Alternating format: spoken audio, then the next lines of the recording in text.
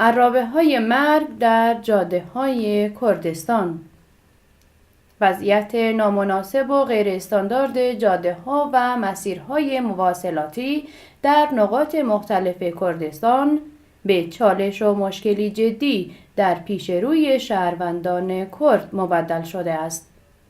وضعیت غیر استاندارد راه‌ها و جاده‌های ایران و کردستان به بحرانی جدی تبدیل شده و این امر به مراتب اعتراض و نارضایتی مردم ایران و بالاخص شهروندان کرد را برانگیخته است.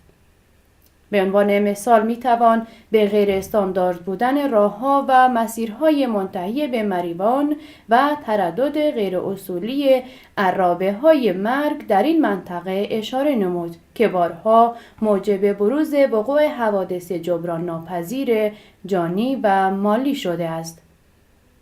برخورد تانکر حامل مواد سوختی با یک دستگاه اتوبوس مسافربری در سنندج در سال گذشته یکی دیگر از این موارد است که به کشته و زخمی شدن جمع کثیری از شهروندان کرد انجامید. تردد تانکرهای نفتکش در مسیرهای مواصلاتی کردستان مسئله تازه نیست و این مهم ضمن اطلاع رسانی وسیع از سوی فعالین مدنی و همچنین گوش زده آن به نمایندگان مجلس و کارگزاران حکومتی بارها موجب اعتراض شهروندان شده و با ایجاد کمپین‌های متعددی تحت عنوان نه به جاده‌های مرگ، مشکلات پیش رو، تبعات و پیامدهای ناشی از سوانح جاده‌ای و غیر استاندارد بودن راه‌ها را مکرراً به مسئولین وقت حکومتی رساندند. اما متاسفانه تاکنون هیچ اقدام جدی در راستای حل این معضل و رعایت و استانداردسازی راه‌ها و مسیرهای تردد در کردستان صورت نگرفته است. در همین ارتباط و بر پایه آمارهای اعلام شده از سوی پزشکی قانونی کشور، تنها در 11 ماهه سال 1397 خورشیدی، یعنی از فروردین تا نیمه نخست اسفند ماه در مناطقی از کردستان از جمله در سنندج، ارومیه، کرمانشاه و ایلام نزدیک به 2000 مورد تصادف در این مناطق رخ داده و قریب به 35,000 نفر قربانی حوادث جاده‌ای و بیکفایتی کارگزاران دولتی بالاخص مسئولین وزارت راه شدند. ضمناً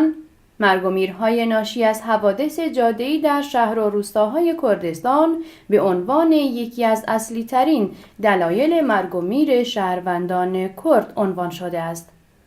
از دلایل دیگر وقوع سوانح جاده‌ای در کردستان را میتوان عدم آشنایی رانندگان به مسیرهای مواصلاتی در نقاط مختلف کردستان، عدم وجود بزرگراه‌ها و مسیرهای چندبانده، فقدان علائم هشدار دهنده استاندارد و یا عدم تطبیق علائم هشدار دهنده با مسیرهای کنونی، بی‌توجهی جمعی شهروندان به مسائل مربوط به تردد و حمل و نقل، بی‌کیفیتی خودروهای داخلی و نهایتاً سوء مدیریت مسئولین مربوطه نام برد. ناگفته نماند که باید تخریب محیط زیست و نابودی اکوسیستم منطقه را که به سبب تصادفات مکرر و پی در کردستان صورت می‌گیرد را به این مقوله افزود.